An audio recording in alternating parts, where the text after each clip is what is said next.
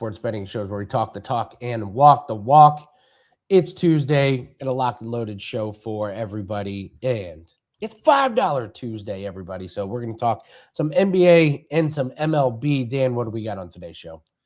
Well, as you mentioned, it is $5 Tuesday, so we'll get you pumped here in just a few seconds. But first, I want to let you know Ross Benjamin is coming on, a man who has been seeing the NBA year over year. He's got some game 2 best bets for you. We're going to talk Trailblazers and Spurs, Rockets, Lakers. ZigZag kind of worked for a lot of these teams. Does it continue tonight? Ross the Boss has a breakdown for you in that one. And then Drew Martin's coming on. He's got 2 MLB best bets for you. The host of Drew's Daily Diamond, that if you like and subscribe here on the channel, you'll always know when his daily show goes live here, folks. He's got Pirates and Rangers, Dodgers and Giants coming your way. And we'll also talk his Drew's Daily Diamond. We're going to take you all around the world. But Andy, right here at the top, we cashed in on DiVincenzo last night. Well done. No sweat. We said take him over 2.5 threes and an easy money there, Andy, as he nails 4 of them. So 4 straight on our Wager Talk Today play of the day. Stay hot, Andy. What's the best bet we have for the folks a minute into the show here today? I got to go back to fading your Philadelphia Phillies. If we didn't go with DiVincenzo, we were going to go with the Cubs over 1.5 on the first 5, but we're not getting that 1.5. We're getting 2.5 at plus money. So I'm kind of surprised here, Dan. So it's 2.5 for their team total in the first 5, but only 3.5 for the full game. Huh. So we're going to take the over 3.5 for the full game here. They're facing a really good matchup here for them. Luzardo, he's gotten absolutely obliterated in 3 out of 4 starts. This guy's ERA is almost 8. The Cubs batters have had good OPS success against him, and it seems like their bats really came alive yesterday. 2 games, little bit below average, but at this 3.5 number, that means they've covered this in 7 out of 8. The Philly bullpen, 4.06 ERA. I know they didn't use a lot of arms yesterday, and they should have their main guys back. But I don't be surprised if they get over this in the first 6 innings, because Luzardo has been that bad. Even if he gets pulled, there could be some guys on base when he does get pulled. So we're going with the Cubbies. And by the way, wind is blowing out. It's only 10 miles an hour. Only 10 miles an hour. So it's just, don't overreact to that. But as long as the wind is not blowing in, we're going to take that one. So we're hoping to make this 5 in a row. And Dan, NBA plays, we remain perfect in NBA, perfect in the playoffs. Let's go. That's what I'm talking about. Stay hot, Andy. And after going 0-2 to start on this Wager Talk Today play of the day, we've ran the gamut here as we have hit 4 straight. Are we making it 5 straight? Comment below and let us know. And also let us know, what's your play of the day, folks? We would love to hear it. Before we bring in Ross, Andy, whether you're feeling a little down or not, you're under the weather, I know what'll get you going. $5 Tuesday. Hit my music. Are you not entertained?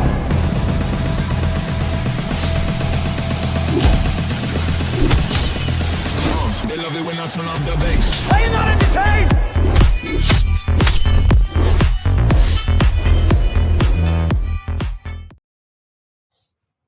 Love it. Love it.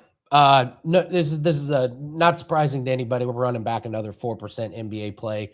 We've hit all 4 of them in the NBA. We get over once again with Cam Johnson last night. Got a 4% best bet. That's up only $5. I see a lot of people have jumped all over that one. So let's keep the streaks going, boys and girls, and let's hope the Sabres keep the streak going, boys and girls. We got to bring in Ross, the boss. The boss. Hey, what's going on, boys? Did you ever lose faith in that game with the Sabres, or were you like, no, we can do it? You know what? Even though they were down 2-0, I thought they controlled the play throughout the game, and they just ran into a red hot goalie at that time, Jeremy Swayman. But once they got one by him, the floodgates opened, and man, oh man, I don't know if you guys caught any of the tapes of that winning or the go-ahead goal by Samuelson to put him up 3-2, and the crowd reaction, both in the arena and outside the arena. It's you'll really appreciate the passion Western New York has right now for their beloved Sabres.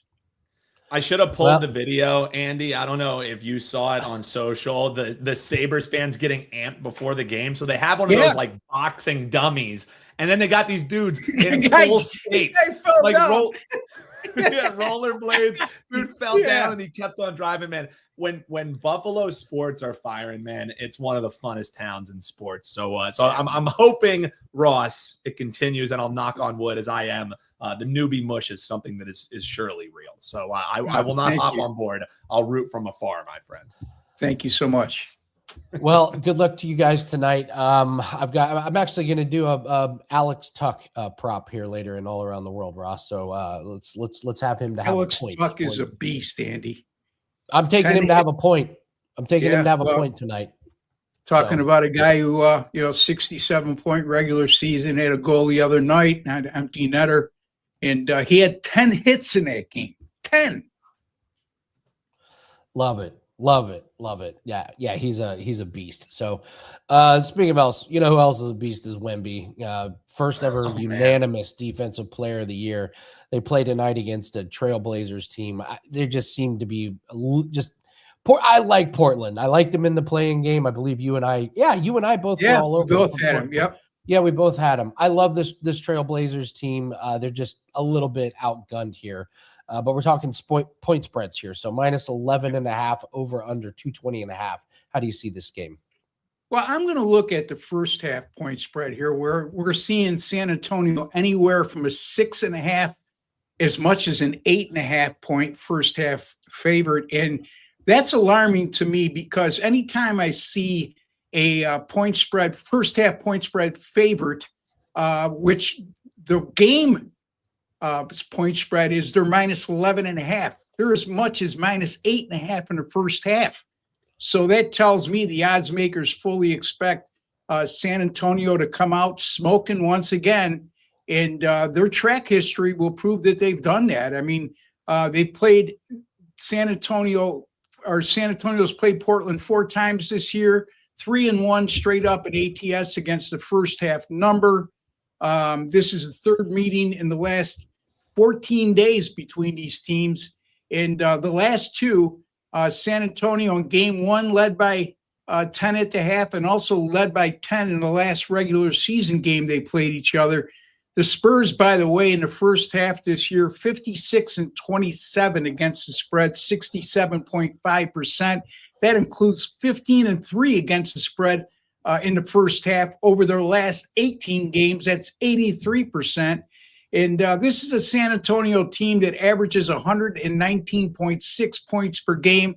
And why do I mention that? Well, because Portland is 3-4 against the 3-14, against the spread in their last 17 games against the first half number, when facing teams like San Antonio that average 116 points or more. And lastly, Portland 1-6 against the spread this year when facing teams like the Spurs that have, and that's on the road, 1-6 against the spread on the road against the first half number, when facing an opponent like San Antonio with a 700 or better win percentage right now. San Antonio has exactly a 750 win percentage on the season. So I'm going to lay the points with San Antonio in the first half.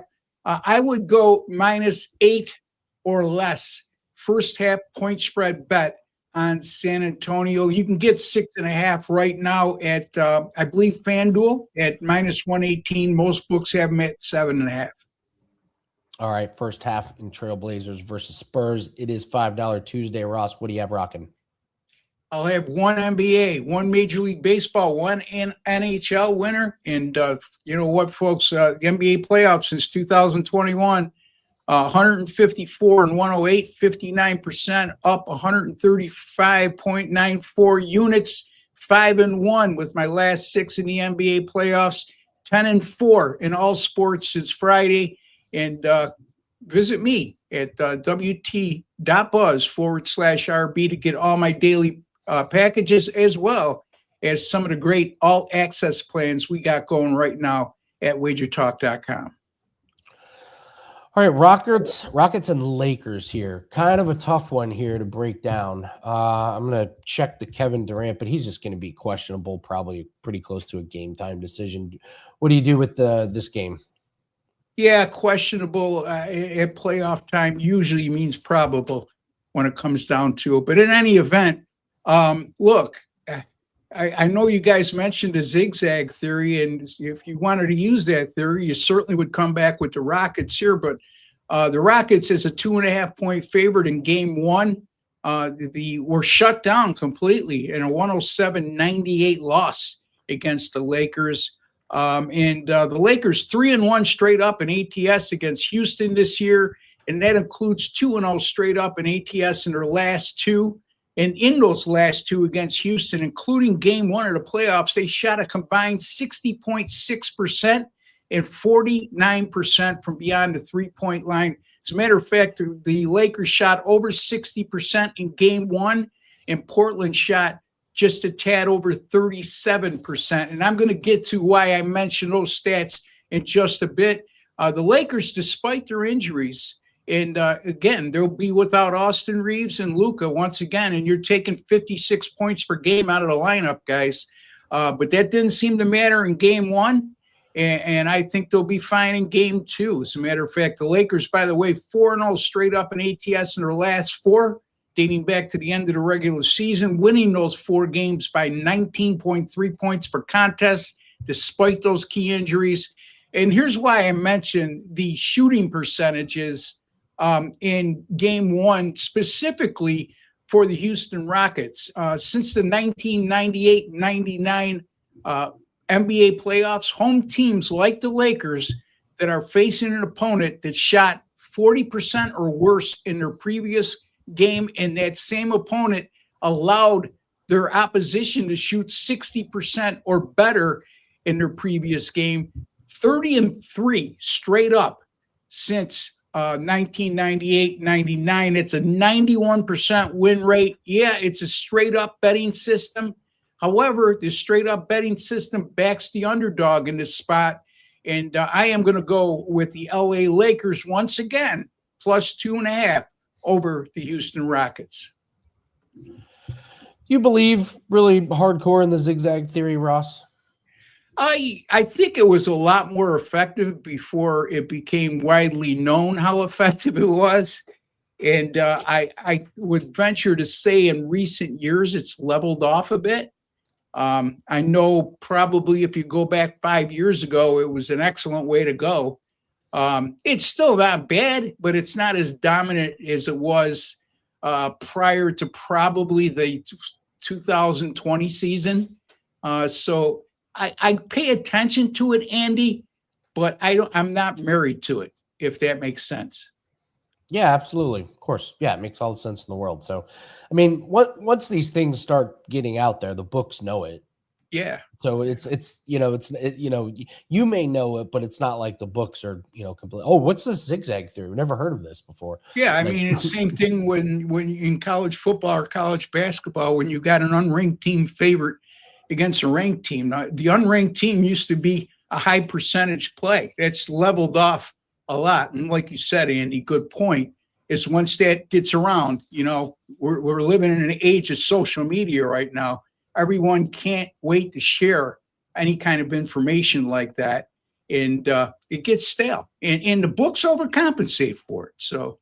Well, and Ross, you kind of even explained it the way that you were breaking down that game. You mentioned, Rockets favorites in game one, albeit small favorites, they lose outright. And it is baked in that, now this team, they're not going to lose 2 at home. Now you got to lay 5 with them, and it's moving north of that. So to your point, Ross, and to Andy's point as well, you're not sneaking up any of your formulaic things on these odds makers. You know what I mean? That's why you never go into a casino or you never go into the sports book and see a burnt out bulb right there, Ross. They know what they're doing a little bit. By the way, they're on the road, Dan, and I would put a lot more stock in that, what you alluded to, if they were coming off that loss and they're playing at home, Yeah. But again, they're playing on the road in 2 consecutive games, and the Lakers, they're a 2.5-point dog because of the 2 players I mentioned that are out, and they're key players. but they've responded very well. How long that lasts, I don't know, but I'm willing to ride that right now. Yeah, I agree with you 100%, Ross. Anything else you're taking away from NBA playoffs so far? Good question. We're seeing a lot of unders early on, so and we're seeing the numbers start to drop. So be wary of that, because if you look at the totals in the NBA right now, just today, and you look at the regular season matchups between those opponents, you'll see a noticeable difference in what the average totals were during the regular season in those head-to-head matchups as opposed to what they are now. And some of that has been even adjusted more because of the plethora of unders we've seen so far in the NBA postseason. So sooner or later, that tide's going to turn. Don't fall in love with a over or an under because it's been doing good for the last 3 or 4 days, because the books know that too. And the books prey on people falling in love with those types of things and making the proper adjustment.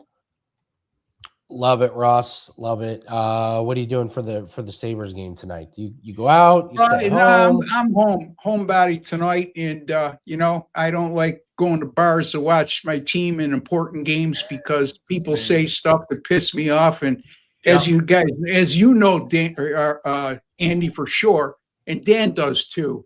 My filter's not that good. You, Ross? Yeah, it's we've heard known to be opinionated stories. But when you say the filter is not that good, that would imply you have a filter.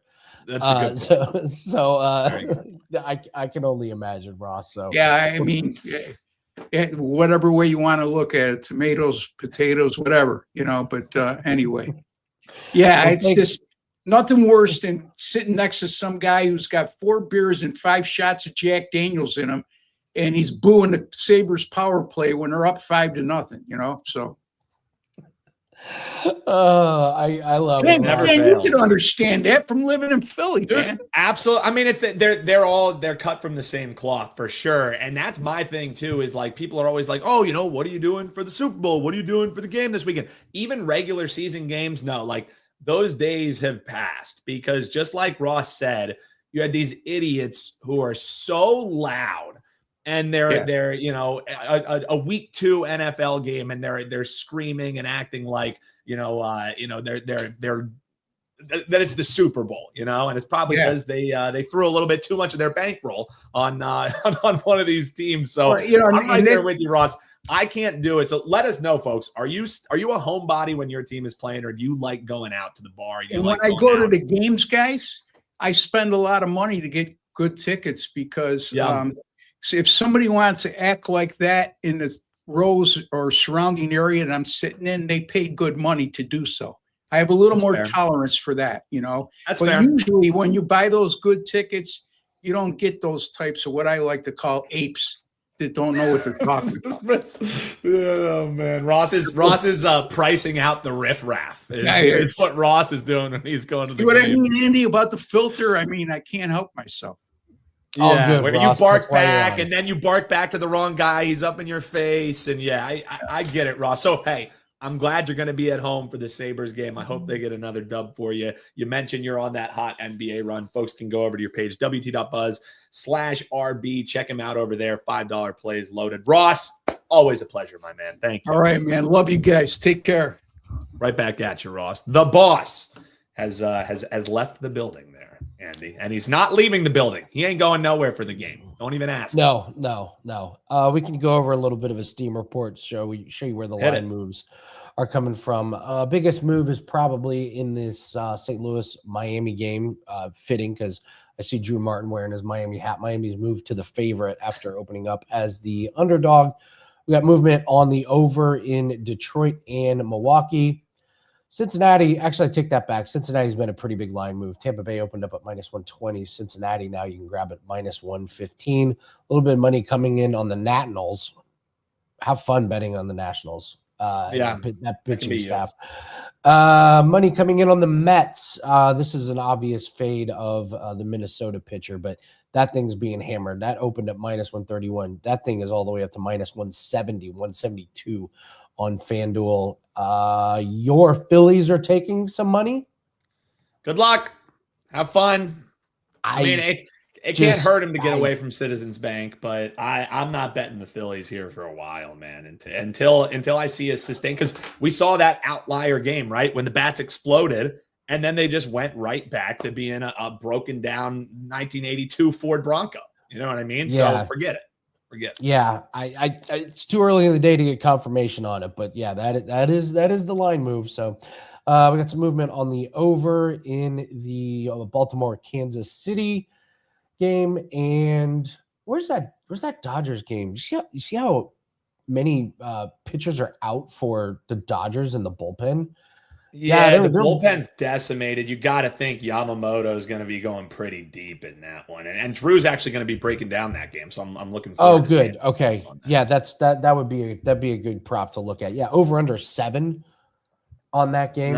Really, really interesting. So we'll get Drew's thoughts on that one. So well, before Drew hops in here, Andy, you mentioned it at the top when we played our $5 Tuesday to get us amped up. But what do we got rocking? I just put in 2 lacrosse plays that are going to be up for our lacrosse all access and all access subscribers. So that's going to be up here after the show. We got a future for you and a play for Wednesday. So that's what we'll have rocking in lacrosse action coming up. But that's not all we got over at wt.buzz/AL. No, we've got a baseball. We have 2 baseball plays. One is that Cubs team total over. We've got another play in the Royals and the Orioles game. And we've got a 4% NBA best bet, and that's the one that's our featured $5 Tuesday play.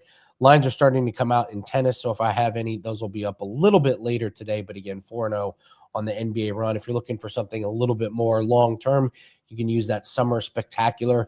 We are going to be high volume in terms of the amount of plays that we have. It's not isolated in one sport, but we've got NASCAR, we've got Formula One, we've got golf, we've got UFC, we've got PFL, we've got NBA, we've got NHL, we've got all these sports that we specialize in. So you want something long-term, you can use that Summer Spectacular. For us, it's going to come out to less than $1 a play. So we're going to have multiple plays each and every day in some of these sports. So looking forward to that, but really looking forward to going 5-0 in the NBA playoffs. So it's only $5. Cashed our Cam Johnson play last night, looking for another player prop again tonight. So that's over at wt.buzz/AL. I'll be recording the prop line right after this show. We hit our same game parlay and our play of the day yesterday. So that show's going really, really well. So, but let's bring in Drew, and we got to talk some MLB. Hello, Drew. What up, Drew? That's a nice looking hat, man. Oh, thanks, boys. Hey, how are you, Dan? How are you, Andy? And yes, decided to rock a little fish hat, man, and talk some baseball on the Tuesday slate with you boys. So, dude, I love the pins. Yeah, the pinstripes, badass, man. I'm loving that one. Drew, you always come fitted properly, but I'm a big fan of that lid you got. I might be going to grab one of those myself. Well, Dan, let me ask you, man, non-biased, you and Andy, are the Marlins teal home uniforms the best uniforms in baseball, in your opinion? I mean, so I'm a big fan of jerseys that pop like that. So I'm talking old school. The old school. Yeah. So the only one that I would put into that conversation, I love my Philly powder blues with that red trim that pops a little bit. So you're not far off, Drew. But if I was going toe to toe, I think I would lean the powder blue just because I like how that red pops. But there's a case to be made there. There's a case to be made. Let us know best throwback uniforms in the MLB. Let us know what you're thinking, because Marlins, those are up there, brother. Oh, and I love the comment too, Dontrell Willis. Yes, Dontrell Willis all the time. If only we would have gotten that baseball, Andy. Shit. If only we would have gotten great nights watching that boy. Watching that man just dominate out there. Do you remember when he first came into the show, man? That guy was electric. Yeah. Yeah, absolute beast. And yeah, I'm looking at these teal unis right now, Drew. They are pretty tough, especially the ones they're Sunday uniforms. I love the patch that they have right there on the side, Florida Marlins. That's good. That's looking good, Drew. Hey, well, we can talk fashion in the MLB all day long, but let's talk action first here, brother. And let's start with start time. So we'll do this Pirates and Texas Rangers game here first. Texas has to be happy about the fact that they're just finally coming home, right? 16 of their first 22 games, Drew, on the road. So now it's a 9-game homestand that starts off. You think they're going to start it off on the right foot? This is essentially a pick 'em price that we're seeing here. Pirates against Rangers. And I don't know if you've seen it yet. I have not seen them name a starter. So I'm not sure if you have any more info than I do. But Pirates, Rangers, how are you looking for this game? Yeah, a couple of things here, Dan. I mean, one, that you bring up the scheduling. Usually it's not like a team that has a retractable roof, a team in Arlington, where they kind of hold off on a lot of home games. Yeah, which I think is smart for Manfred, for MLB to kind of do their scheduling that way. So you're not having like opening games in late March, early April in very cold venues. It's just kind of not how baseball, in my opinion, should be played. So teams more like the Marlins or the Padres should get more home games in April, and then kind of let the colder weather cities get more home games in the summer months. I think that's actually a smart thing for the sport. Usually you don't see it with teams like the Rangers, but that is a good point to get back home. The problem is the first one back home, game one of the series. It's not necessarily like long-term a great bet on spot. They've also lost 2 straight. And they're going up against a really good pitcher here for the Pirates in Molzinski, the 27-year-old former first rounder out of South Carolina. He's got a sub-1.8 ERA in 4 starts. He just went 6 innings, giving up only 2 hits his last time out. So you talk about a hot pitcher they're facing. He might be bringing it here. And we got to bring up the fact the Pirates kind of quietly, I at least haven't heard a lot of people talking about them, 13-9 on the season, plus 25 run differential. I don't think a lot of people had that on their bingo cards heading into the 2026 season so far. And with both teams off day yesterday, their bullpen's going to be rested here. And to your question about the Texas Rangers starter, yes, it's still officially undecided here, but it does look like, you know, when you can do more research into that and go into the team pages. And it does look like the Rangers are going to go with Kumar Rocker, the 26-year-old former first rounder, top prospect. But he really hasn't kind of come in, you know, what a lot of people thought he would be. He's been hard to hit, but at the same time, he's had control issues. He just had 4 walks his last time out in only 4 innings. He doesn't last very long. So overall here, Dan, you could get the Pirates as high as plus 105 last night. It's now more just plus 100, but risk 100 to win 100. I actually like the dog here and listing Molzinski as the starter. So I like the Pirates over the Rangers. I like it. You know, we love it when we got a barking dog alert. So Drew Martin looking towards a small pup, but a pup nevertheless. So I'm doing it. I'm doing it, Andy. I don't care if they yell at me. And anybody got to say anything, you let me know. That's my dog.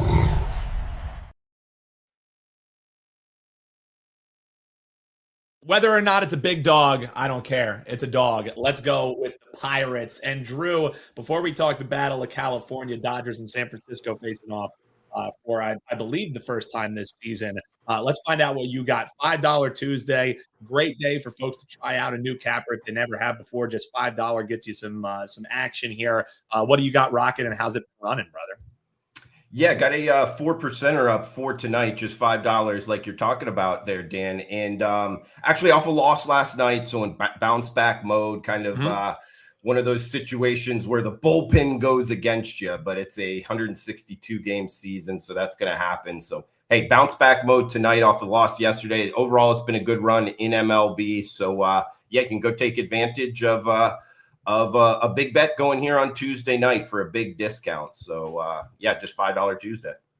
I love it. WT.buzz/DM. Quickest way to get over there. Grab the $5 play today. All right, let's talk this Dodgers and Giants game, Drew. And interesting note, though, for all that Yamamoto or Yamamoto, however you want to pronounce it, however, you know, all that he has accomplished this season, or, you know, in his career, rather, he still has not bested the San Francisco Giants. He has not recorded a win, and not for lack of trying here at Oracle Park. 4th career start. That's his most at any road site that I'm seeing here. And in all those starts, 0-1, 3.03 ERA, 5 career starts against the Giants. So for all the success and all the lauding and ballyhooing we can do for the starting pitcher who's on the road here tonight, one thing that he has not done is bested this Giants team. How do you see this one shaking out? LA, obviously, as they usually are,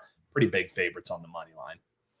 Yeah, I'm actually interested in those stats you just brought up there with Yamamoto, because actually his last 2 starts against the Giants, he only gave up 1 hit each. Yep. And that was late last season. So, yeah, I mean, in terms of what you were talking about maybe a couple years ago, for whatever reason, at least late last season, he kind of turned that around. And the Giants offense overall, including last season, has their question marks. Sitting at under 500. They were off yesterday. They kind of got a tough trip here. First game back home, kind of the same situation the Rangers were in, going cross country. I don't love that bet on spot. They do have Roop on the hill talking about the Giants. 12 innings, just 1 earned run in his last 12 innings, and 1 hit in each of those last 2 starts. So, hey, he's won back-to-back starts. The problem is he's taken a big step up in class here against this Dodgers lineup. We know what they're able to do, 16-6 on the season. You kind of go up against the LA Dodgers. That's always a tough proposition. And talking about Yamamoto, talked about his success against the Giants. He's got a 2.1 ERA, 21-3 strikeout to walk ratio on the season. Gotta love that. Problem comes down to, if you're looking to bet the Dodgers laying this big of a price tag, it's not something I'm into. So you either look towards the run line if you want to stay on the side. You could go that route, but I actually heard you guys talking, kind of leading in here, teeing it up. Some of the relief arms for the Dodgers in question. They were just playing against the Rockies, some high scoring games there in Coors, now coming back, more towards the coast. I don't love that schedule spot either. Overall, guys, I think 7 flat here. We've seen a little bit of over money. I agree with it. I know it's a pitcher's ballpark at night, not something, but we got that Dodgers lineup on our side, some pitching question marks in the later innings. I like this over. And Dan, you said something, and I didn't get down on this, but I thought it was a great angle. They're likely going to keep Yamamoto in a little bit extended here. Yep. How about that strikeout prop for Yamamoto? And I don't have it up, but I like that angle. I'm going to go check that one out. Yeah, I should have grabbed it, because Andy and I were both kind of talking about that. Hey, if your bullpen is taxed and you got an ace on the mound, even if he struggles a little bit, you don't want to turn to that bullpen, because once that ball leaves Yamamoto's hands, there is no going back. So, so leaving him out there a little bit more, maybe recorded outs, maybe attack strikeouts. Andy, do you have those numbers in front of you at all? Are you seeing anything? Do I have Yamamoto strike? This is the prop guy. Yeah. What do we got? It's 5.5, and I love it. It's probably going to be a small client play for everything you just said. And he's been great against the Giants, just historically 7-10-7 his last 3 games. And so, yeah, I mean, his outs prop is 17.5, but it's minus 180. So they're telling you, he's going deep. As long as he's decent, he's going to go well into the game. So love that look, Drew. Yeah, and for sure. Oh, go ahead. One thing I wanted to underscore too was I mentioned the interesting note. It's more just kind of like a trivia, some Barney at the bar stuff with Yamamoto not recording a win. It's not like Raup has been all that great against the Dodgers either. You were mentioning, hey, this total feels low. I know it's a pitcher's ballpark. Raup, 4 previous duels against the Dodgers, 2 of them were starts, 0-2 with an over 7 ERA. So he's averaging over what the totals allowed. Obviously, that's no indicator of future success, but an interesting note nevertheless when you're taking a look at a pretty sizable starting pitching edge. Drew, the insight you bring on MLB, man, we love it. Every week we get to chat with you here. And folks, if you need more Drew, you can check out Drew's Daily Diamond. Tell him about that show, Drew. And if you're subscribed, you'll always know when it goes live here on the channel.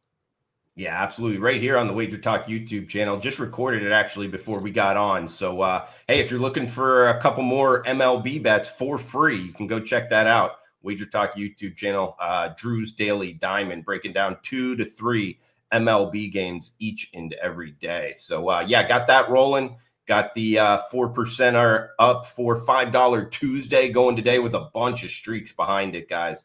You can grab that as well. But, yeah, as always, Dan and Andy, fun being on with you boys.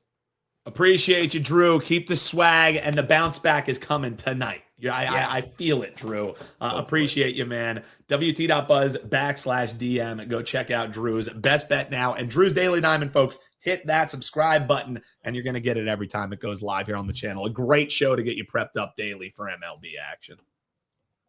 Seth pointing out some good trends. Kansas City, 95% nerfy. Why can't we find these streaks to begin with? Damn it. Baltimore, 91%. Those are good ones, Seth. Great ones. I always those are good. Well, good research. Good research by the Seth department there. Well done, my friend. Andy, all right. Yes. Real quick, I know we got all around the world and everything. I wanted to give another shout out. We've been keeping our eyes on the Atlanta Hawks and New York Knicks series. Hell of a game last night. The Hawks end up pulling it out, which means the Teddy backers were entered in for the free 3-day flex pass. Andy, I think this is the first time that you've all put in air quotes because it's a series lost. You've hit like 6 straight for people, and now Teddy finally got a lick on him. Thomas Hale, congratulations. He commented, great show, as usual. We appreciate you. He had to go with Teddy and the Hawks. He thinks that the Knicks just don't have that spark. Well, Thomas, they might not have that spark, but you have a free 3-day flex pass that will be loaded by the end of the day over at your WagerTalk, under your WagerTalk username. So congratulations. We'll keep our eyes on the Knicks Hawks series. That the folks who commented with their WagerTalk username, boom, they were entered on in to win a free 3-day flex pass. We've given away 2 of what could potentially be 7 winners. And Andy, I think we're going to have 7 winners. I think that game's going 7 personally. It was a great series most of these series were, the only one you probably could have picked was this, you could have gone Houston and the Lakers, but we didn't know Durant was just going to be out. But then the other one was probably that Timberwolves Nuggets, and that is turning into a knockdown drag out fight. To be fair, Andy, if we wanted to be cheap, we could have just done the Sixers and Celtics series and given away 4 of them, but we don't want to be cheap. Giving away 4 of them. A couple takeaways from last night's game. The Raptors should have covered that game. That was a game that was coverable. So when we talk about the zigzag theory, the fact is Brandon Ingram was just awful. He was 3 of 15 from the field. He killed them. But they had some bench guys come in and they played well. Donovan Mitchell is just doing all the heavy lifting. Mobley was insane last night. He was so good, 11 of 13 from the field.